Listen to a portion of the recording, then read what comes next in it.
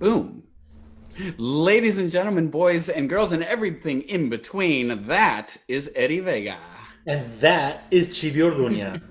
And And this this is is Word. Words and Shit, Shit. a intimate performance and conversation with a different poet every week so that you can get to know the person behind the poetry. Eddie, how are you doing today? I'm doing I'm doing all right. I'm doing all right. Because it's still in quarantine, or you should be in quarantine. You should never have gotten out of quarantine. And some people did, and that's why we're back um in the shit. This That's is why we're back this here. is real talk. At the very least, we now have a mask ordinance, But so yes, we have something. We have something. But I'm doing all right. If you notice, I had more hair last week, mm-hmm. and that experiment is gone. Back to back to where we started, because I think it's a better look. Yeah, We yeah. had to just chop that. Literally, Stop just that. chop it off. Just cut it all off. Yeah. It's a good look. You're a trademark iconic bald head man.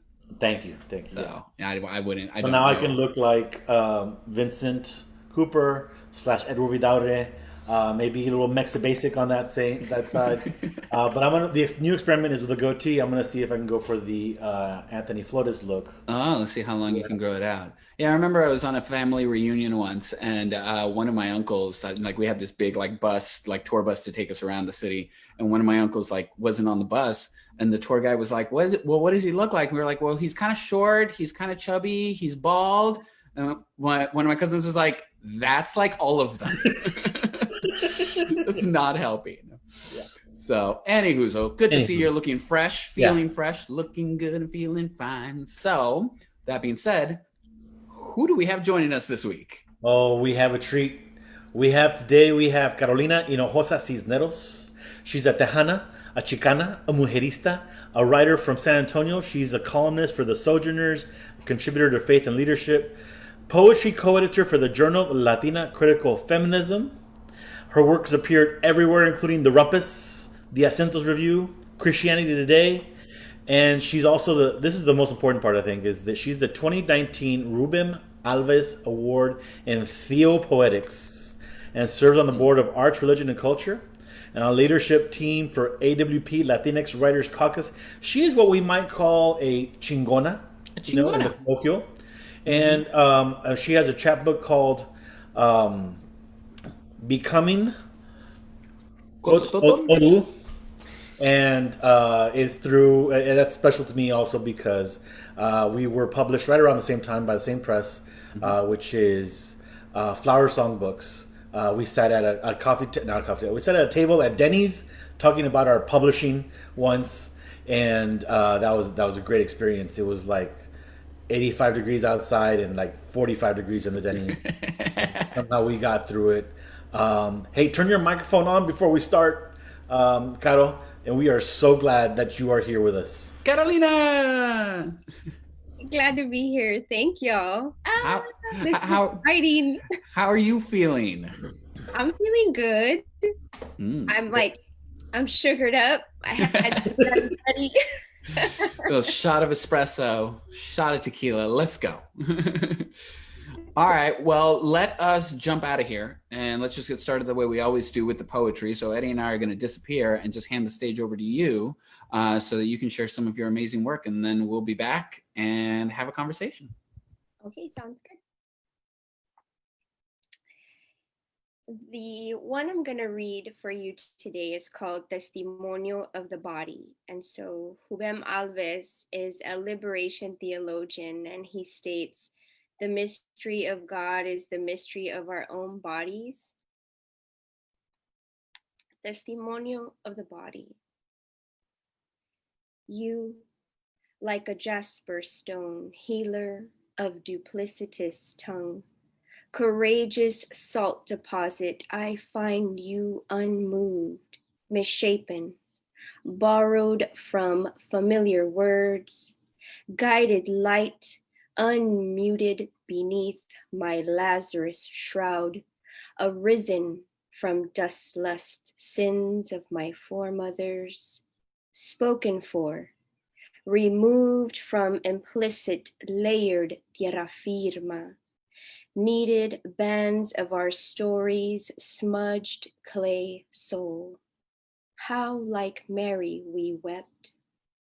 Hungry generational wound, vigilant keeper of history, bold liar. But in me, imago Dei, thirst from wellspring, my body I aligned with you, crowned with a thorned faith. Heaven, open mouth, spoke, fix your eyes in upward wonder. You, like a jasper stone, nurturer of creative inner spirit. Wise evening traveler, I find you contemplative, subtle, an accidental mulch. And that one is from my chapbook, Becoming Coztototl. The next one is called The Unwelcome, and this one was published in the Rumpus last year, April, I think it was last year, for National Poetry Month. The Unwelcome. Doubt chose the curtains, undressed our home, like a carcass ready for burial. I made love to doubt when it left behind sinewy, broken-hearted attempts. I drew a bath without sea foam promise. I let it choose canela in mommy's rice water. I stuck my dirty tongue in doubt, offered it purple pens to write my sorrows twice. I grabbed its working hand, kissed it like sudden death held its lying gaze. I pierced its rib cage, pulled a sacrament from my wet bosom, and sent it on its way.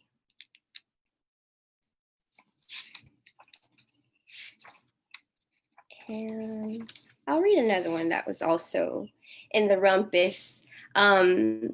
This one actually was born out of a workshop. I had gone to Houston, invited by Jasmine Mendez and Lupe Mendez for Tinteros project. And they had a workshop that was led by Lina Kalaftufaha.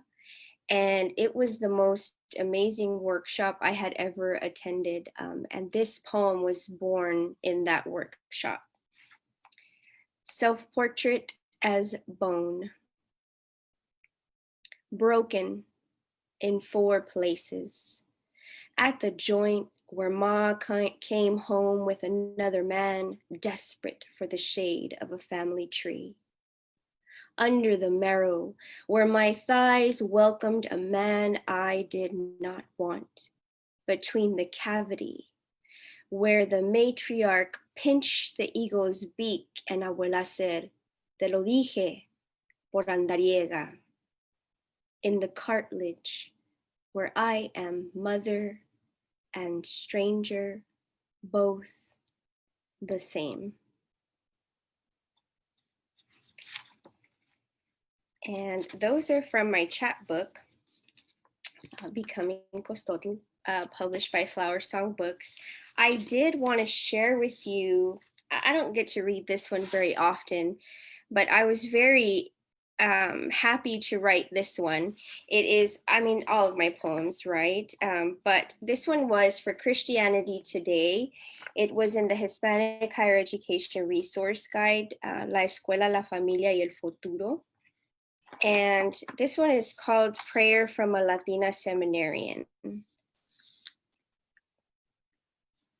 I unearth you across languages, excavate you from borderlands, a divine map of Imago Dei.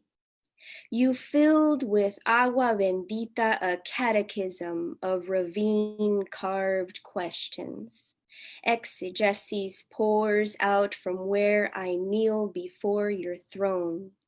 Te alabaré.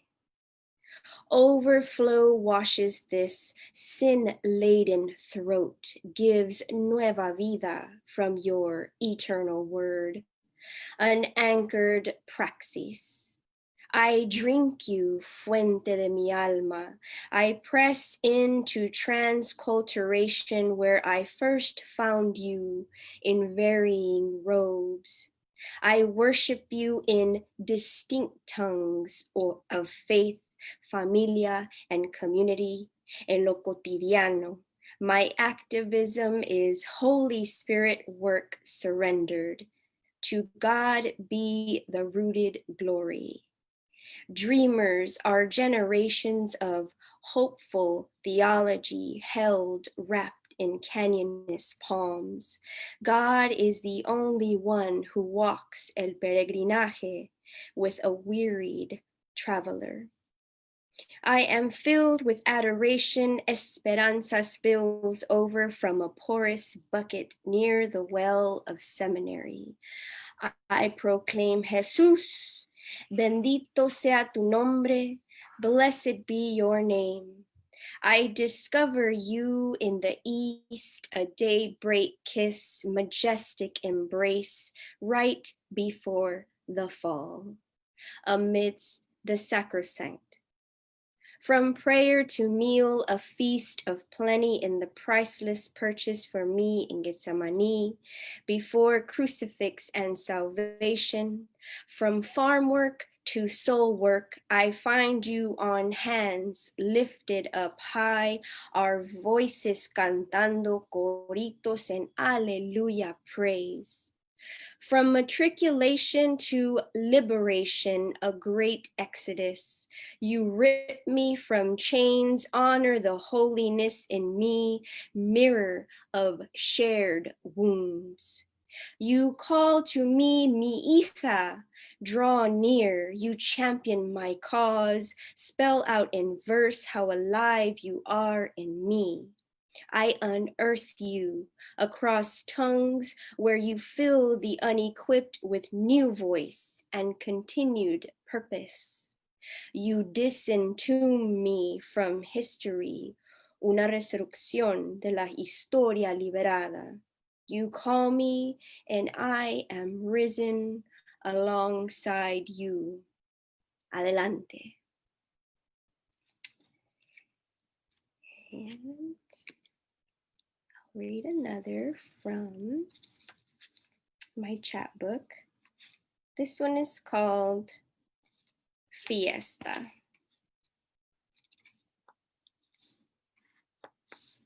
I gather these moments, string them together like the papel picado in our living room festive, yet peckered nonetheless. In America, I am celebrated for my ability to give birth, but to keep my full-time job, I must be cut and shaped with precision, hung in an office which holds cheap conversations.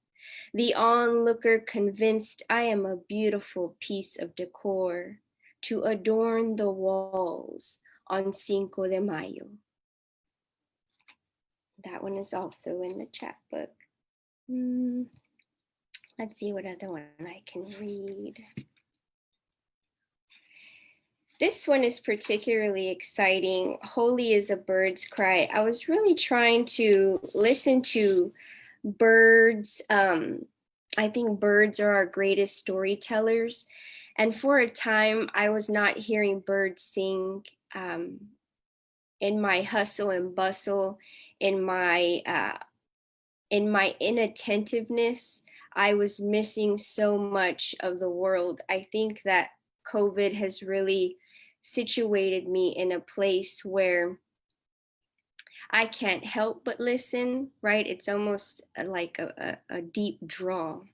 Anyway, so the next one is called Holy is a Bird's Cry. Holy Spirit, can you hear? Ashes of my before mothers vacillate over my limp body. Temptation coils my throat, vexed desert sands canyonous, treason is deft possibility. Mirage of doubt pesters like a buzzing fly at death. I hear Mary call my faith, Mother, I do not pray anymore. I feel the Jesus of my mother cup the crane of my neck, close his eyes over the kettle, and blow medicine into the fold. He brings his mouth to speak, but I have already fluttered away.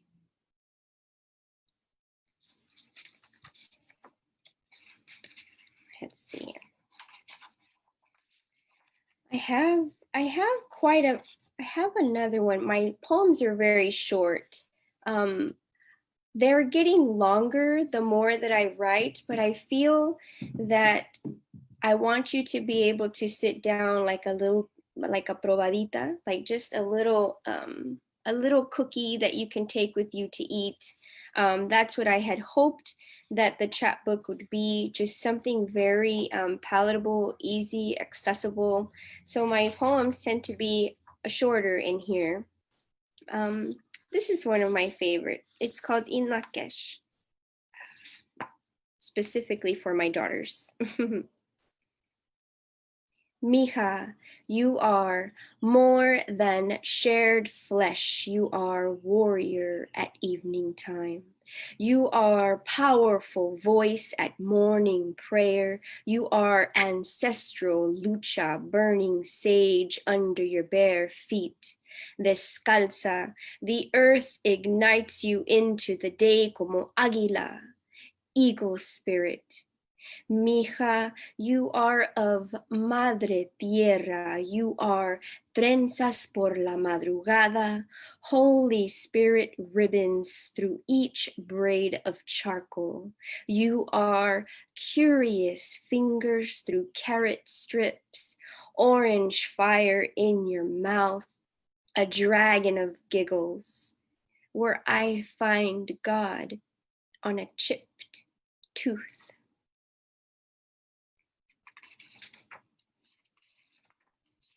And here's another one. This one is called Leftover Olives.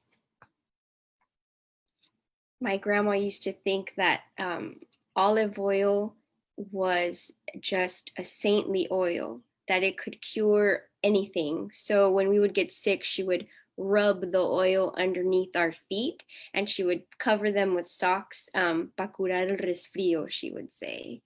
And so I wrote this one with that thought in mind. Leftover olives. I ate leftover olives. Mother used the oil to swab the bottom of my feet. A resfrío cure all, cures a cold that jars my chest, screams into the air, dies, heaving brute lungs. Wise medicine, tales from Mama Grande.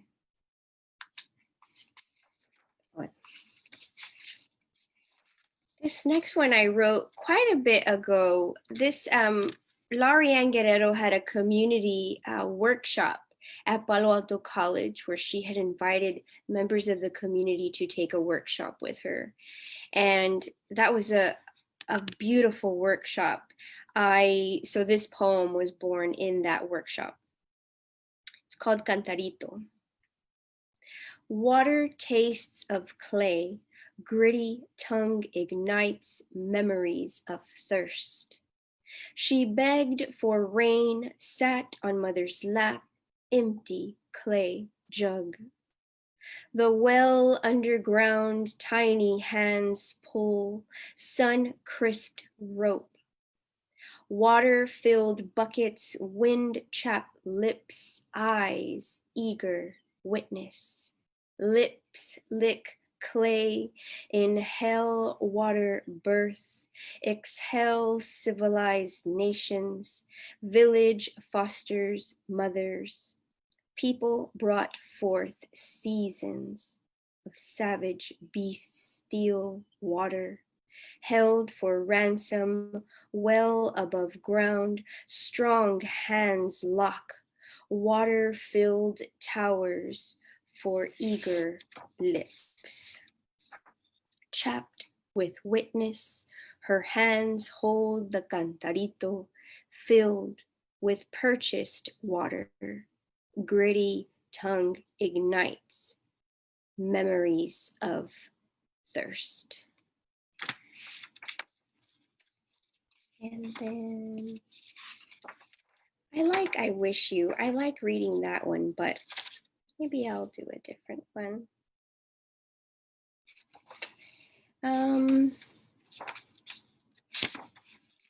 I mean, it's a chapbook, right? Like, just read the whole thing. Decolonial Cartography of the United States of America. This one was born from a creative writing workshop at Our Lady of the Lake University and one of my courses with Professor Nan Cuba. We had done a project where I used a map in order to create my lesson or my lecture for that evening. And so this was born from that, Decolonial Cartography of the United States of America. I trace my fingers over the equator. On the Mercator map, I recall the map America Invertida, where the north is not pregnant with empire, where the south is barefoot queen.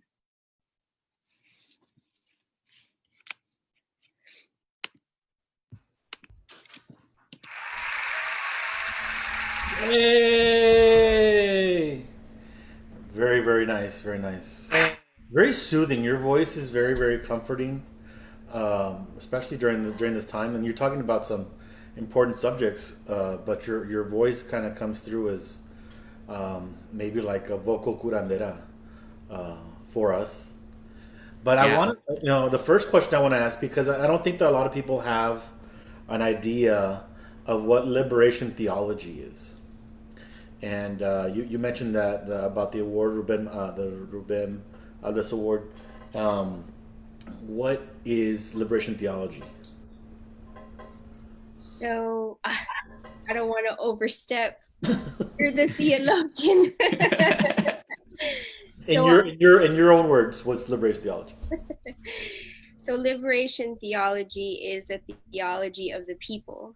It was born and has very deep roots in Latin America. And so the People's Uprising, always there was a deep faith embedded in to the people to rise up so that they could overthrow their government, right? For being fascists. So liberation theology is a theology of the people. It is immersed in the language of the people. It is of the people for the people. And it's a grassroots movement in order to make change, to make well, and to free people who are held captive and enslaved by fascism. Interesting. I like that. So, I mean, one could argue that a lot of what is being written in our current state could be of that, from the people for the people against a fascist regime. I'm going to second what Eddie said about the way that you speak. So like if writing doesn't work out for you, you could always do like guided meditations and earn a whole bunch of money that way, I'm sure. The other thing that you work a lot in is Theopoetics, and I'll be honest, like I had no idea what that meant. And so I went and did a little Google search and read up a little bit on it and still had no idea what that meant. And then you were kind enough to send me your book, which I know you said was a gift, but we at Write Art Out and the Blah Poetry Spot believe in paying poets for their work, so you will get paid for it. That's another conversation. But you sent me your book, and I love how you described it as like just a little pruebadita, right? You can just sit down, enjoy it, and then move on. And that's exactly what I did. I read through it, and suddenly this idea of theopoetics was so clear to me because it's so prevalent in your work.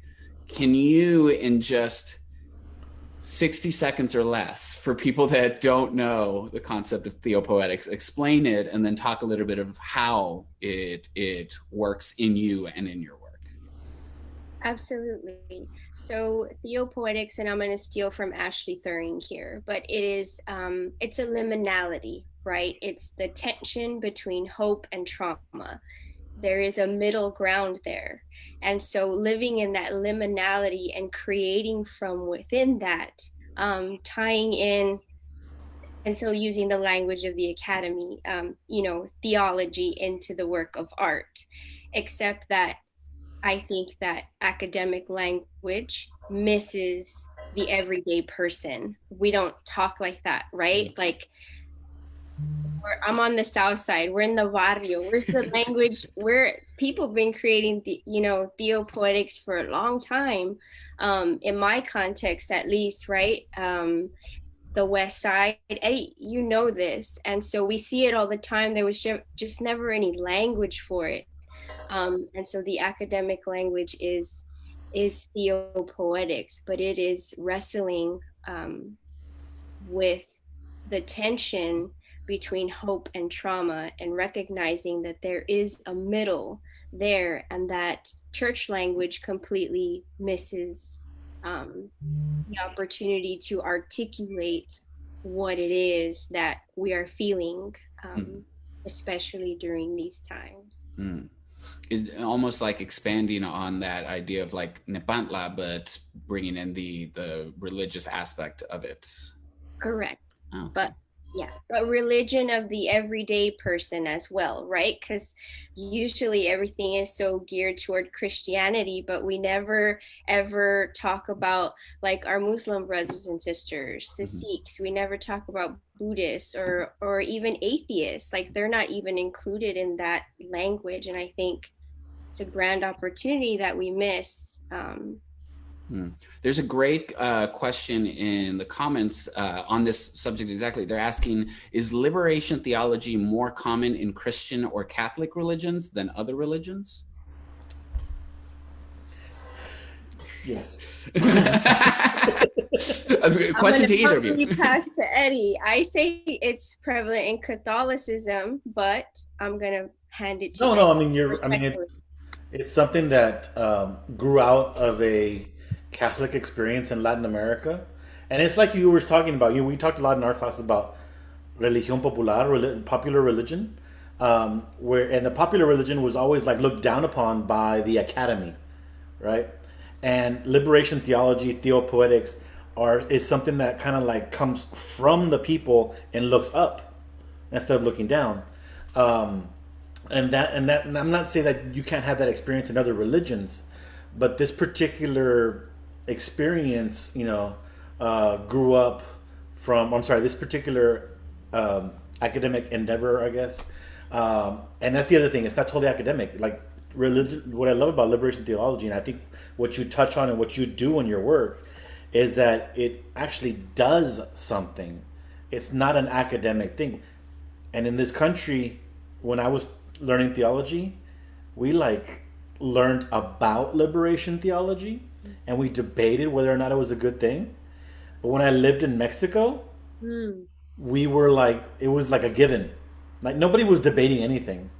It was just there, And I guess that's kind of like my next question to you is why do you think that we still have, liberation theology has existed for 50, 60 years. Why do we still have these questions about what it is to people who claim that they're Christian? You're going to make me go there. Yeah. Right out the gate. Let's go. Well, unpopular opinion, right? Like when we talk about colonization, we are colonized people, right? And so from that, colonization doesn't end at Catholicism. It doesn't end there. Like now there's a reconfiguration of what religion is, and it's popular religion, right? It's the feel-good Christianity. And so we have now taken Catholics and we have said, no, that's wrong. You cannot keep your indigeneity with your practice of faith. And so now you have to be given the shiny new and beautiful thing. And I'm not at all, I'm trying not to be a heathen, saying this, but I think that we're given, we're such a country of entitlement, right? Like everything has to be easy, it has to be certain. And we feel so entitled to things. There's never any more hard conversations that we have. And so I think to be able to think critically, that we have to find uncomfort, and we have to talk about, we have to talk about hard things Mhm. that people have hard time talking about, especially when it comes to religion, because as long as you're criticizing religion, people think you're a heathen, right? But it's not. It's sharpening the iron. Mhm. Yeah, Yeah, it's like, because I used to hear, uh, if you're reading the gospel to be comforted, then you're reading it wrong. It should be challenging you to be a better person and to like work and challenging your view on society. That's the instead of it should be pissing you off. Is what that's the way I interpreted it was. Right. Like people don't have access to clean water right now. Flint, Michigan, like why would you not think of a theology of liberation, right? Like Mhm. we are, yeah, I mean, it's that idea like nothing worth having comes easy, right? Like change, progress, catharsis, like comes through struggle. So it, like you said, we should be having difficult conversations. We should be uncomfortable because right, if we're not uncomfortable, that means we're content, right. right? And there's a lot to not be content about right now. Yeah. Now, We're does that inform the title of your book? So the title of my book actually is born from so Coztotl is a yellow bird in Nahuatl, right? And since I believe that birds are storytellers, ancient storytellers, they're witness to so much. What my book does, what the title does, is it pushes back against English, right, as the dominant language. It pushes back against even Spanish, which is also a colonial language, and it sheds new life. It's hard to articulate in your mouth, and then there's a purpose for that because it's supposed to make you work in your mouth, right? So Yeah, it is. Anytime, like, just Tenochtitlan, like all these words that come from that. Now it forces muscles in your mouth to work, and it's interesting that relation between like the spiritual work and then the oral work that has to be done just to speak the language. when um the way that the body has to work to articulate, like the whole body has to work to articulate any experience. So mhm. We had again another great question coming from the comments, saying nature is such a prevalent element in your work, and so they're curious, how has your relationship to nature changed in your life and in your work now during these quarantine times? what a great question. When we were relegated to lockdown in March, we I felt this incredible urge to create, right? As I believe that all creative artists are called to. Um, I was pulled to the earth, just so like con ganas, con like it was calling, like feed me.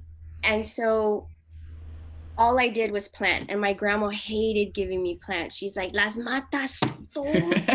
Like, no, mijita. I would go to her house and I would see this beautiful thing. Oh, grandma, can I have? Ni sabes lo que? No, you don't even know its name. You're gonna kill it. No, we're not doing that. So, she did give me a ruda, and she gave me some nopalitos, and I started planting seeds, and just being at home and being attentive to the way that I am creating with. and in unison with the earth, everything just started flourishing. Apparently, I have a green thumb, so I called my grandma and I said, "Guess what? I didn't kill all of it." Well, more power to you. I don't. I have a black thumb. I do kill everything I touch. My husband's the gardener here. But it's so interesting how like this shelter in place has kind of forced stillness on us. You know, and it sounds like that has brought you closer to yourself, nature, your work, your writing. Is that an accurate assumption? No, that's very accurate. Absolutely. That there is, and time is such a wrong word to say that you have more of or room for, Mm. because I don't think it's time. Um, it's definitely space, but not space as in place that we know it, that we can see, that's so tangible, but that there is room, space Mm. to, sit in the backyard, listen to all the birds que no se callan. No se callan a las 6 de la mañana. I'm like, y'all are up. What is this?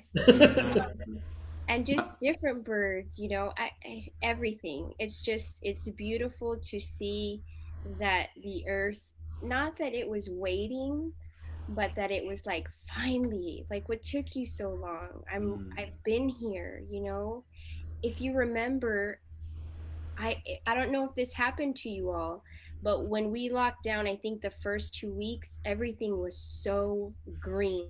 Like nobody was going anywhere and everything was just like amazing. Mm-hmm. Um, I think Yeah, they had finally. said, yeah.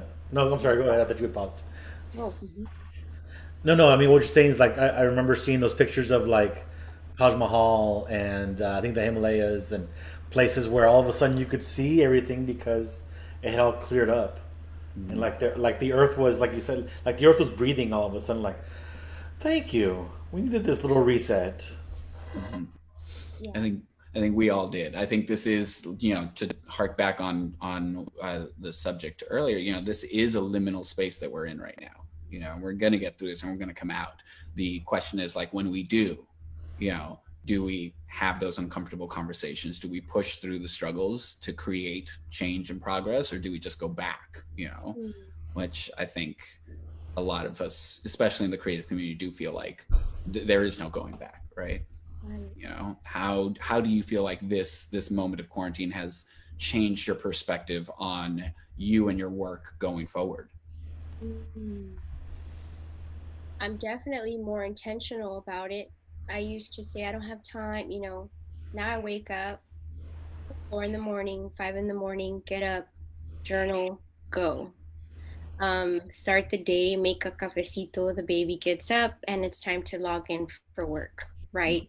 But every single day, uh, I don't even have to, like, it's not like, ay, que batalla, I have to get up and make sure I get it in. It's not that way at all. It's definitely an intentional space that I've created, and I don't think I'll ever go back to not, you know, being intentional about waking up and writing, even creating, even when the words don't come.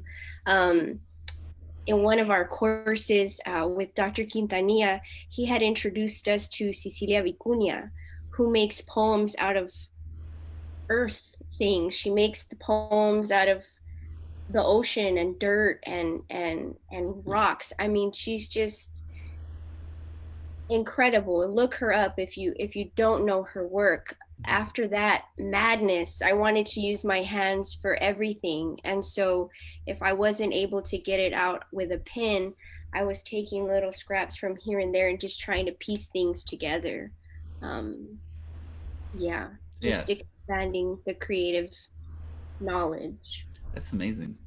So let's switch gears a little bit because you recently published your amazing book. Go buy it if you haven't already. So let's talk about the publishing aspect of that. What was the process of having a whole bunch of poems in your Word documents and then getting this final product printed and published? Yeah. So shout out and major credit to Irene Lara Silva. Um, I had, Gran Maestra. She works in the background, and I say, she says, why don't you have a book of poetry yet? Like, I'm like, I don't know. Nobody wants it. I met with this Christian publisher. It's not Christian enough. I met with this one, and this one says they're not finished and they might be right. Um, and she said, let me look. Let me take a look. And I imagine that she's going, let me take a look, because this is through Messenger, so I can't hear her. You didn't hear that sigh of exasperation. No, but I'm sure she was like, ay, ay, ay, niña, mándamelo. So I sent it to her. She looked it over and she said, okay, and now this is the next step, is that you reach out to people that you think will believe in your work and you have them write a blurb. And the order is fine. And I said, that's it? You just reach out? And she said, that's it, and find an artist for your cover. Do you have anything in mind? And I said, oh, Jade Leva. I'm so in love with everything she creates. She said, reach out to her. And I said, just like that? I don't know who she is. And she says, yes, just reach out. So I did. And I said, Jade, I would like to purchase. I didn't know how much it would cost. I would like to purchase a picture for my front cover. This is the book that I'm sending on. And she was so generous. I paid her a fee, just a small fee. Very, very generous woman. She sent me the file, and there was the cover to the book. And then it felt so real. And then she said, that Edward Vidauri is with FlowerSong and he's putting out great work. Why don't you send it to him so that he can take a look at it? And I said, okay.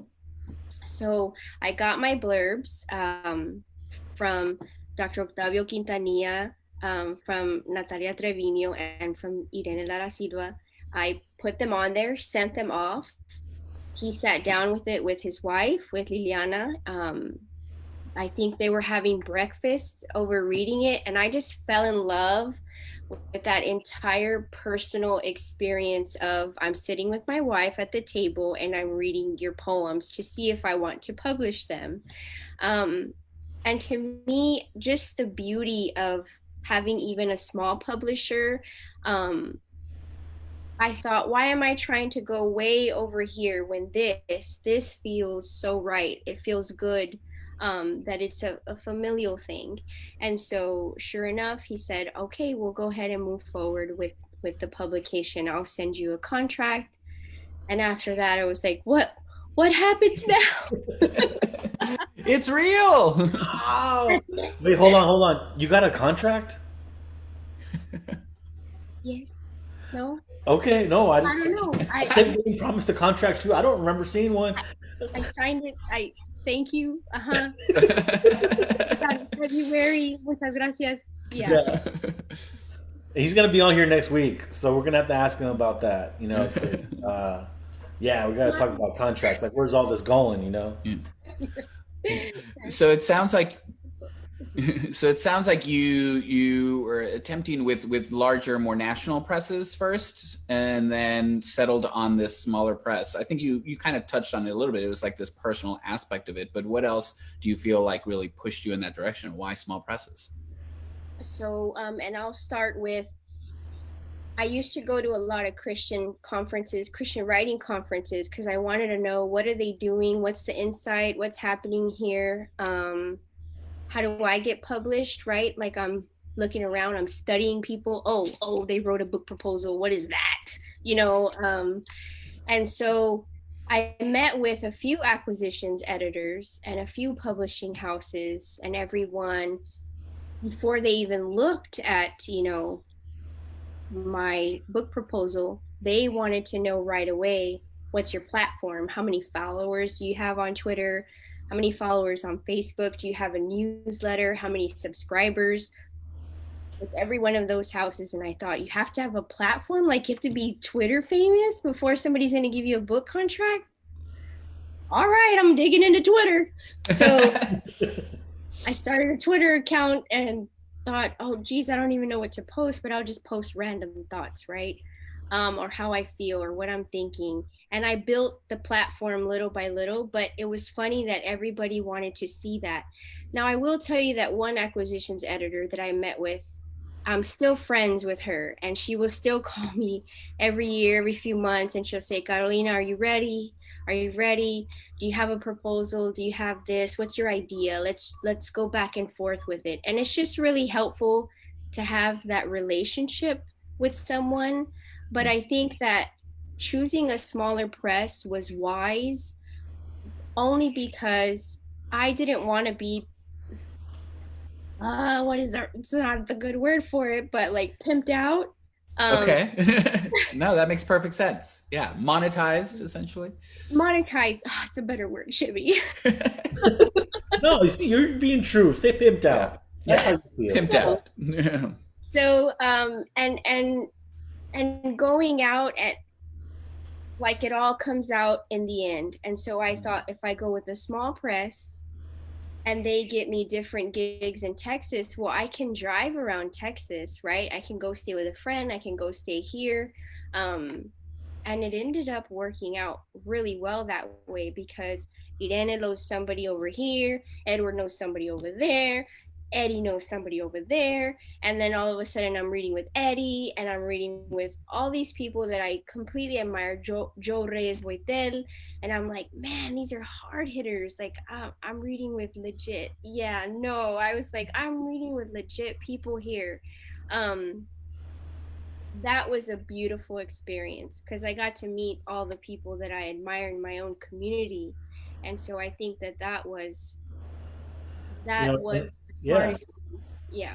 because we were at the Texas Book Festival, right? And I think that was the reading you're talking about, where Irena was the moderator, and Joe, myself, and you, and we're walking around, and I was awestruck too, because Jericho Brown was like next to us, and and there was all these like people at that party that they had, with like breakfast, and everywhere you turn, I mean, and some of them you just have to like you see a name tag because you don't always know what an author looks like, but you see like the name on there, and you're like, oh my gosh, these people.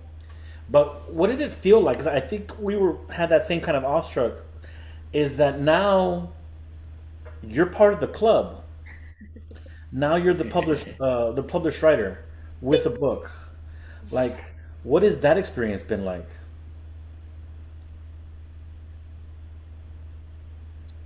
I do get calls and emails if I, want to come here. Do you want to do this? Do you want to speak about that?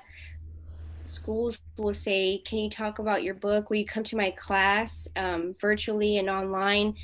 All because of this book, right? Like I'm not swimming in royalties or anything, but this book has really landed me to meet some people and to make really beautiful connections across the United States, right? Even in Mexico. Like, and I've had the pleasure of just going everywhere simply because I'm trying to have a dialogue. At first, I was a little trepidatious saying, oh, I can talk about theology, right? Because there's so many people that have their PhD. I mean, they're up there, right? And I think this is something that I love. It's so close to my heart, and I just want to enter into this conversation. And so the way they tell you, if they don't invite you to the table, you kind of invite yourself. Mhm. And I think just engaging in dialogue, that is actually dialogue, right? That I think has really opened up a huge world for me. I remember messaging David Bowles on Twitter. I had only ever known him on Twitter, but he says, he gives us these Nahuatl lessons on Twitter all the time. And so I thought, I'm going to ask him if he will tell me if this means yellowbird and if it means it correctly, right? Like I want to be sure that I'm using and he was so easy. Yes. And he gave me the etymology.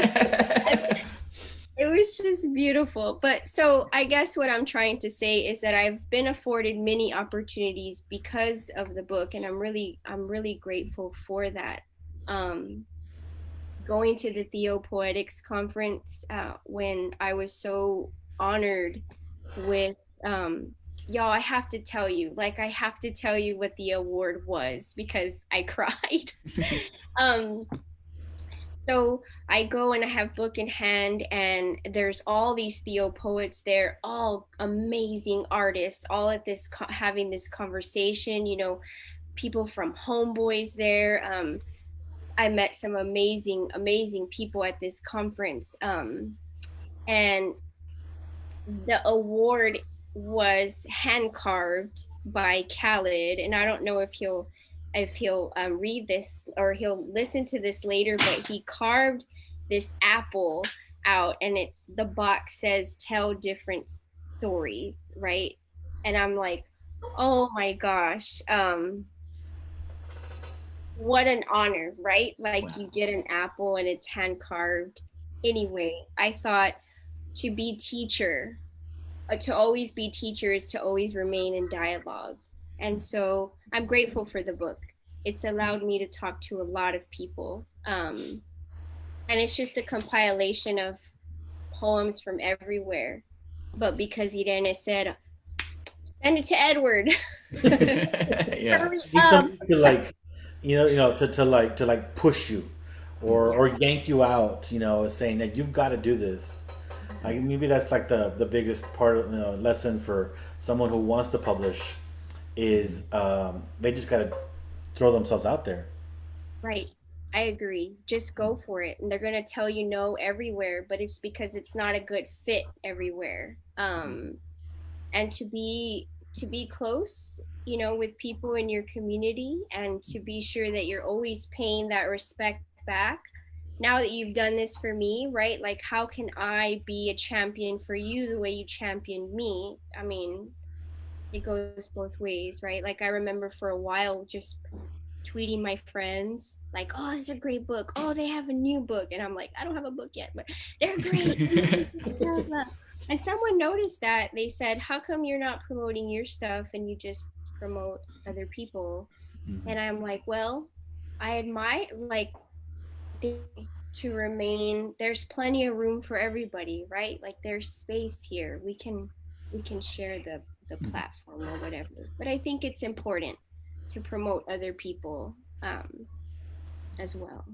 Now, you mentioned something earlier, like I don't think we announced this at the beginning of the show, Eddie. We're terrible. But in July, we are focusing on like the business of poetry, right? And we're trying to impart as much wisdom as we can to other writers and other poets out in the community through this and through the guests that we're having on.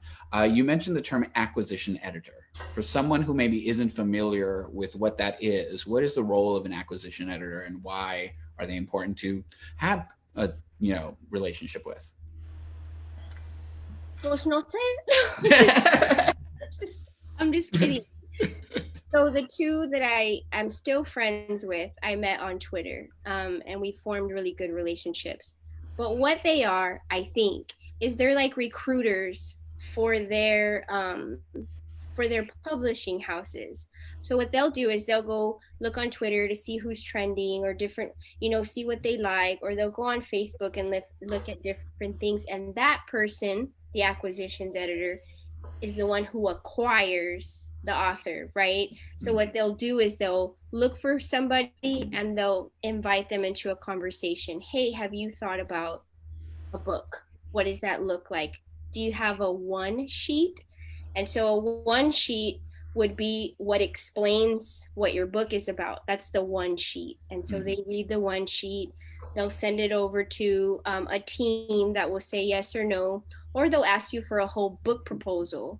And that entire book proposal, you can find templates of them online.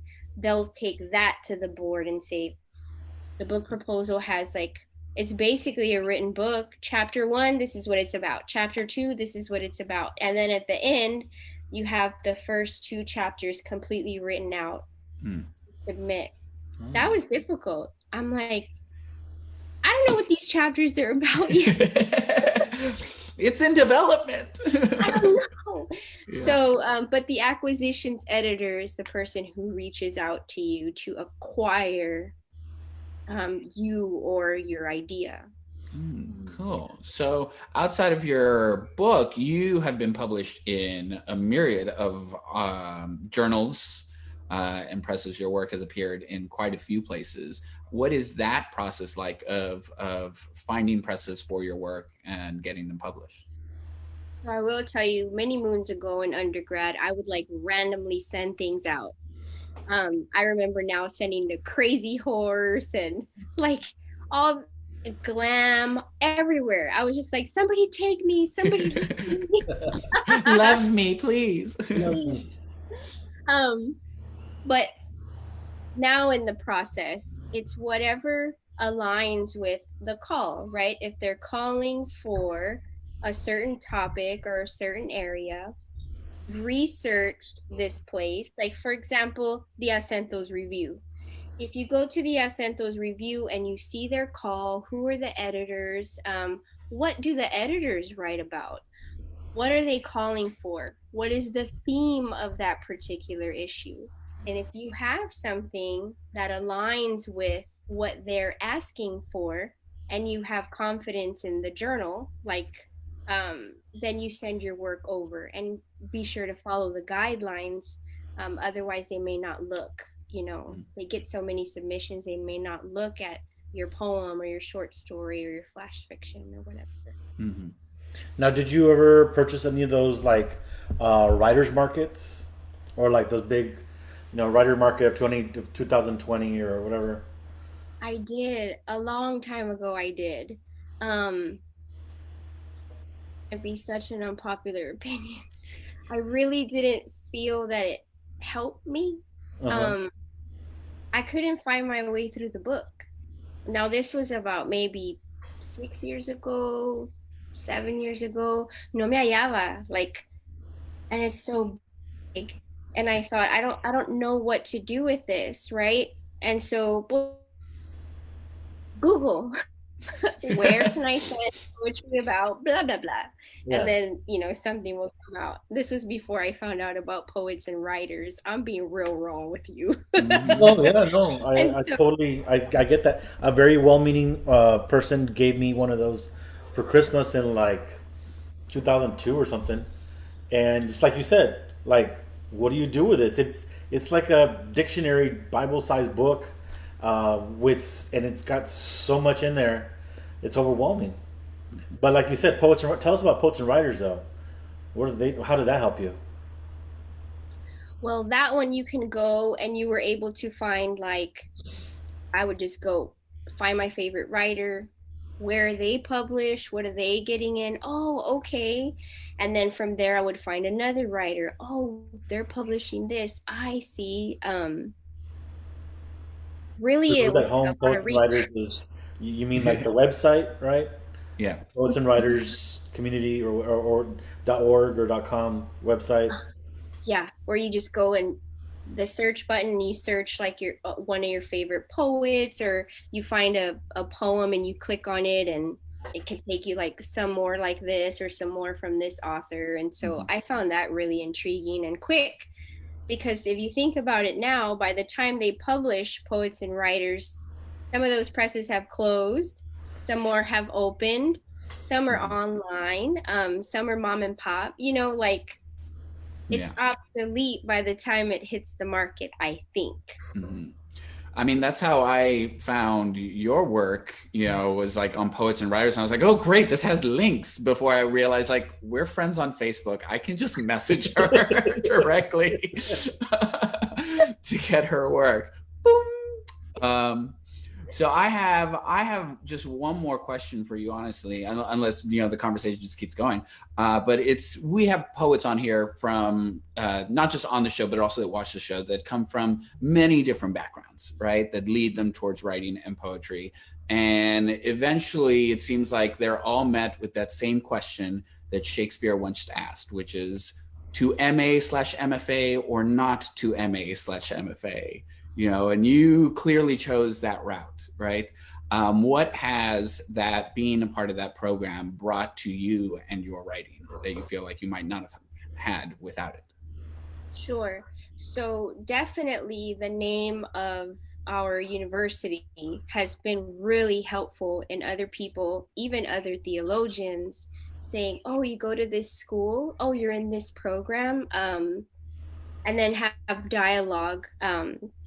But the program has really helped with shaping different connections that I would not have otherwise. I mean, they've marketed, like when the book came out, they had a book release for me. um, when I won the award, they put it in the weekly newsletter that goes out to the community and an email distribution. So those have been really, really helpful for me and very fruitful. They definitely champion me, um, and whatever it is that I'm doing. And it just so happens, right, that my my writing aligns with the mission. It so happens that that's what it is. And I heard about the program through Victoria Valenzuela. She is the one who said, "Hey, you're looking at programs. Have you thought of this program?"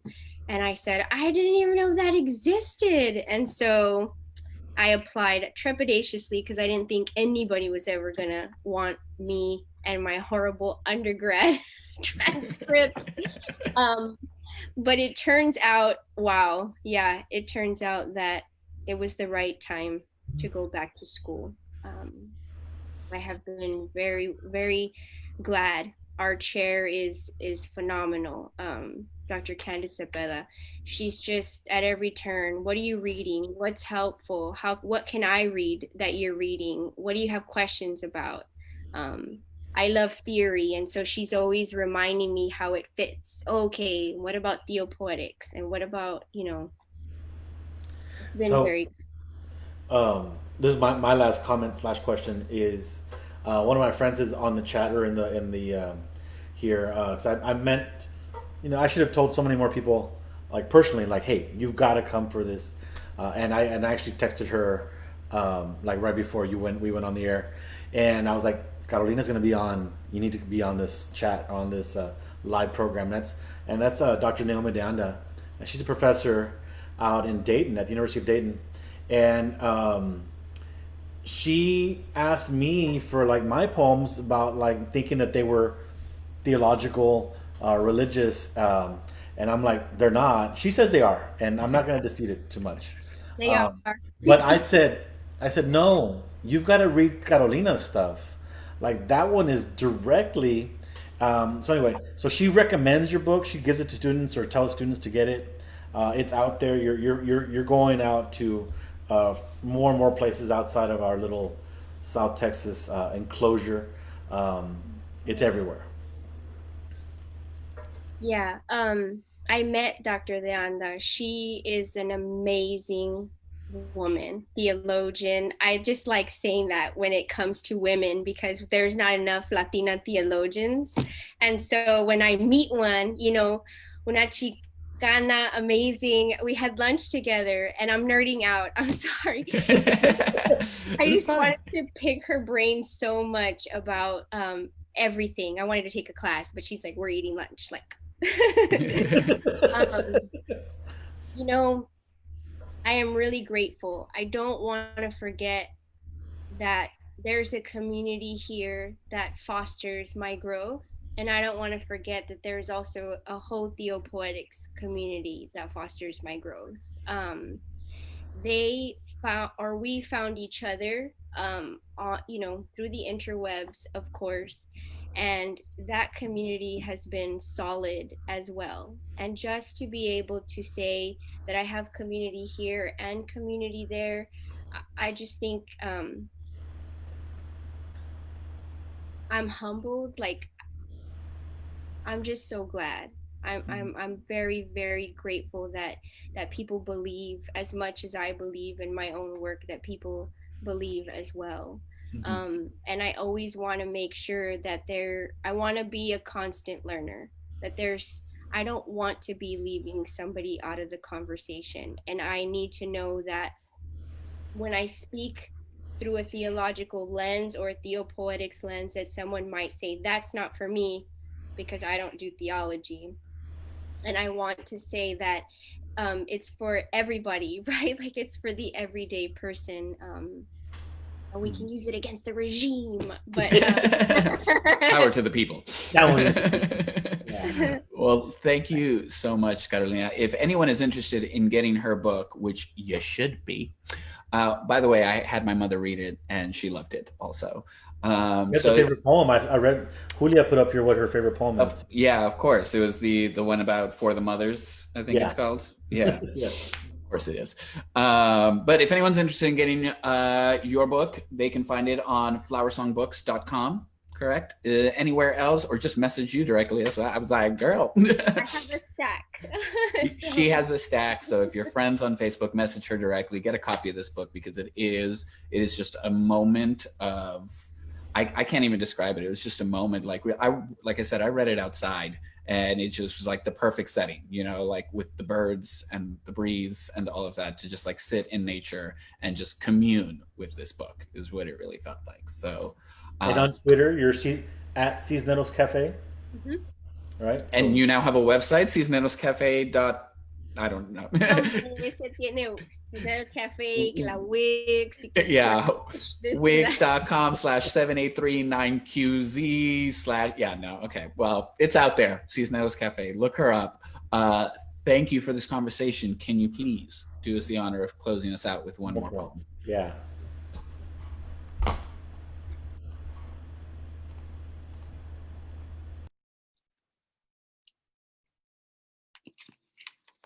I'll read Desmadre, or How to Remember the Body. Start with the mouth. Tell. Each year, 700 women die, 60% preventable. Every day, bodies, women of color, wasted like water. In the body, not drowned by its 60% expanse. Trauma braids itself in the body, a story, repeated until the body heals itself, remembers itself. All the body wants is to survive. Breast surgery will deface the chest. A white, meaty slit runs through my right nipple. Milk scabs over before the winter blooms, before I say too much. Esra Abdel Fattah Ahmed, kidnapped by security forces in Egypt, resisting Mubarak's regime. All the body wants is to survive. Tatiana Jefferson, murdered by police in her Fort Worth, Texas home, existing while Black. All the body wants is to survive. Standing Rock Indian Reservation pipelined a march of protesters, protecting water and sacred ground. All the body wants is to survive. Goyolchakwi, dismembered by her brother, thrown into the night sky, became the moon, a disremembered sister, undocumented. Rio Grande, taken by the Treaty of Guadalupe Hidalgo, gente, lamenting stolen land, stolen water, a drowned father and daughter. All the body wants to do is survive. At 75, bit by a copperhead, grandmother claimed if she ever found that open-mouthed snake, it would pay for its mistake in biting her. Mother sang corridos for days, mouth wide open, inhaling the healing. End with the mouth. Tell.